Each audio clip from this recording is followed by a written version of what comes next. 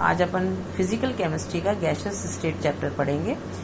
Gaseous state को पढ़ने से पहले आपको थोड़ा सा बेसिक मालूम होना चाहिए कि स्टेट्स ऑफ मैटर।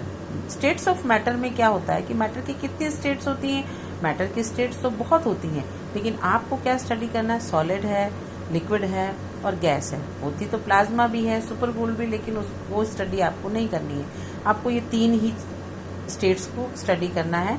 तो सॉलिड अपन दूसरे चैप्टर में पढ़ेंगे, लिक्विड भी बाहर पढ़ेंगे। अभी जो अपन पढ़ रहे हैं वो गैसियस स्टेट है। तो इनको मालूम कैसे चलता है, किस तरीके से हमें पता लगता है कि ये क्या है, किस तरीके से हम उनको पहचानते हैं। तो मॉलिक्यूल जो होता है उसकी दो टेंडेंसी होती है, म्यूचुअल अट्रैक्शन होता है, एस्केपिंग टेंडेंसी होती है। तो जब mutual attraction is greater than escaping tendency होती है तो क्या होता है, सॉलिड होता है। जब mutual attraction is equal to escaping tendency तो वो क्या कहलाता है, लिक्विड कहलाता है। और जब mutual attraction is less than escaping tendency तो it is called as gas. तो जब हम किसी गैस की स्टडी करते हैं तो हमको ऐसे तो मालूम नहीं होता ना, तो हमको कुछ चीज़ की जरूरत पड़ती है। तो 4 पैरामीटर्स होते हैं, pressure, temperature, volume and number of moles. तो इनको लेकर के छोटे छोटे लॉ बने, जो कि Boyle's law, Charles law, Avogadro law, ये साइंटिस्ट के नाम पे पढ़े।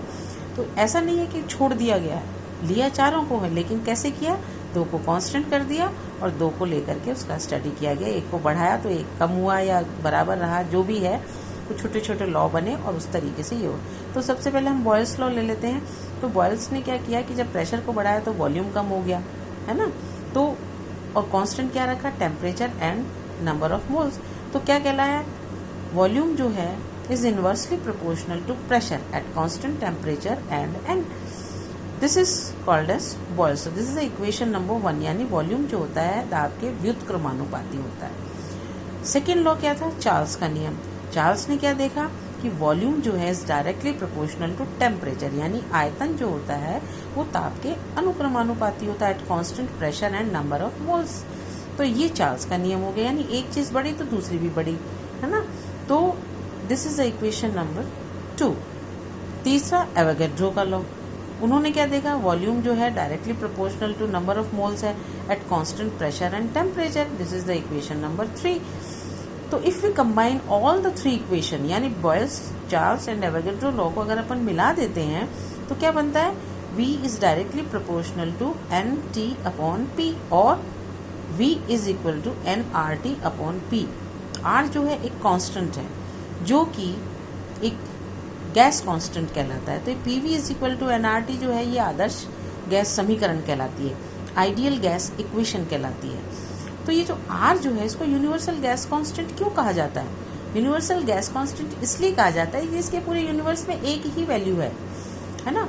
लेकिन ऐसा है कि इसके यूनिट्स अलग अलग हो जाते हैं, जैसे किलो को ग्राम में लिख दें, लेकिन वैल्यू वही होती है, इसलिए इसको यूनिवर्सल गैस कांस्टेंट कहा गया है। और R की अलग अलग न्यूमेरिकल वैल्यूज हैं। ऐसा नहीं है कि कोई सवाल आया और आपने एक ही वैल्यू हर में रख दी। आपका जब कोई न्यूमेरिकल आएगा तो आपको ये देखना पड़ेगा कि प्रेशर, वॉल्यूम एंड टेम्परेचर की यूनिट्स क्या है। तो जो यूनिट है वही R की यूनिट रखनी पड़ेगी। तो R की वैल्यूज जो है, न्यूमेरिकल वैल्यूज भी हैं। अब R की वैल्यूज क्या है, कई बार आपको दे दी जाती है, कई बार आपको सवाल में नहीं दी जाती है, इसलिए आपको याद रखनी पड़ेगी। तो R की वैल्यू जो SI में है 8.314 जूल पर केल्विन पर मोल होती है। CGS में 8.314 इंटू 10⁻⁷ अर्ग पर केल्विन होती है। कैसे हुआ, क्योंकि 1 जूल बराबर होता है 10⁻⁷ अर्ग के। लीटर एटमॉस्फेयर में वैल्यू क्या होती है, 0.0821 लीटर एटमॉस्फेयर पर केल्विन पर मोल होती है। और कैलोरीज में इसकी वैल्यू होती है 1.987। तो ये कैलकुलेशन में थोड़ा सा जरा मुश्किल सा हो जाता है, इसलिए इसको आसान करने के लिए 2 दे दिया गया, 2 कैलोरीज पर केल्विन पर मोल। तो अब आपको न्यूमेरिकल में ये देखना पड़ेगा कि क्या वैल्यू है उसकी। तो टेम्परेचर, प्रेशर की अगर SI में है तो R की SI वैल्यू को पुट कर देना, तो आप आराम से न्यूमेरिकल को जो है वो सॉल्व कर सकते हैं। तो ये थोड़ा सा आज हमने, और ये चैप्टर, ये क्वेश्चंस बड़ा आता है, आइडियल गैस इक्वेशन को डिराइव करो। तो कैसे डिराइव करते ये, तो ये जो मैंने छोटे लॉज बताए हैं आपको, Boyle's law, Charles law, Avogadro law, इनको अपना डेली लाइफ में देखना आसपास, और उसमें कोई भी काम हो रहा हो और उसमें देखना कि ये लॉ हम कहाँ लगा सकते हैं, है ना। तो जैसे कि साइकिल की जब टायर की हवा निकल जाती है ट्यूब की, तो फिर अपन भरवाते हैं, तो क्या होता है, प्रेशर लगता है, वॉल्यूम कम होता है, तो क्या होता है, वो कौन सा लॉ हो गया, बॉयज़ लॉ। एग्जाम्पल आपसे पूछा जाए तो ये, जैसे कि गेलुसेक लॉ होता है, उसमें क्या होता है, pressure is directly proportional to temperature होता है ना। तो उसका एग्जाम्पल क्या है, एक भरा हुआ सिलेंडर है, आग में झोंक दो, है ना, तो फट जाएगा, तो वो गेलुसेक का नियम हो गया, गेलुसेक का लॉ हो गया।